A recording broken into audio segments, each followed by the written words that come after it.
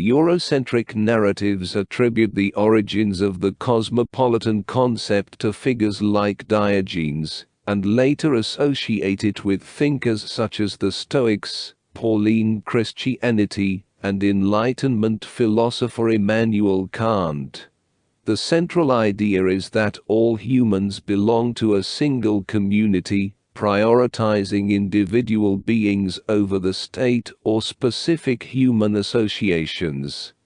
However, critics argue that Kant's views had limitations, excluding certain groups from his moral considerations based on racial hierarchies. It's important to note that cosmopolitanism is not exclusively a Western idea, it is a global concept. The desire for cosmopolitanism doesn't originate from a single knowledge source, but is present in various traditions worldwide.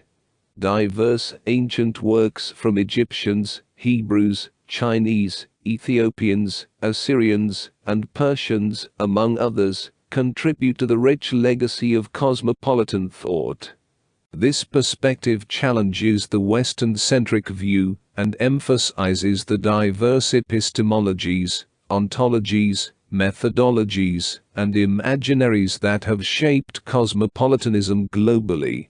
In history, besides Diogenes, Buddhism also advocated for human connectedness, as discussed by Ward in 2013.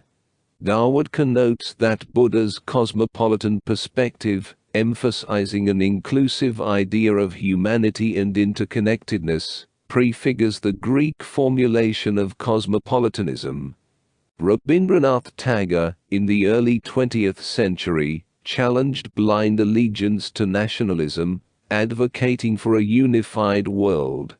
Desmond Tutu, drawing from the African Ubuntu tradition, echoes a similar sentiment, emphasizing interdependence and stating that our humanity is intertwined. Nkoir explains that this perspective encourages ethical relationships based on reciprocity, hospitality, and recognition of our interconnectedness. A person is a person through others. Confucianism, a tradition rooted in China, also promotes the connectedness of humanity and our responsibility to others. The ethical concern for all under heaven in Confucianism extends to a responsibility for everything under heaven. The concept of the unity of heaven and man rejects any opposition between humanity and nature, emphasizing harmony. Lastly, the idea that personal development should contribute to society aligns with cosmopolitan themes. Walter Mignolo's work delves into understanding our current state by exploring consciousness across time and space.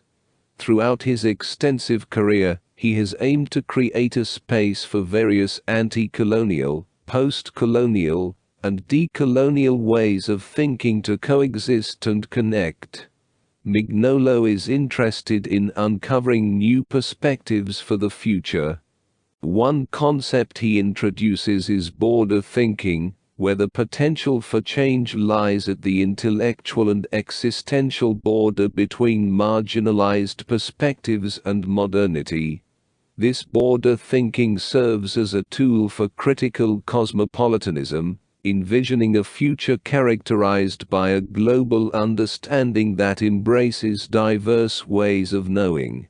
Mignolo emphasizes moving away from a universal ideology, and, instead, encourages acceptance of different ways of existence.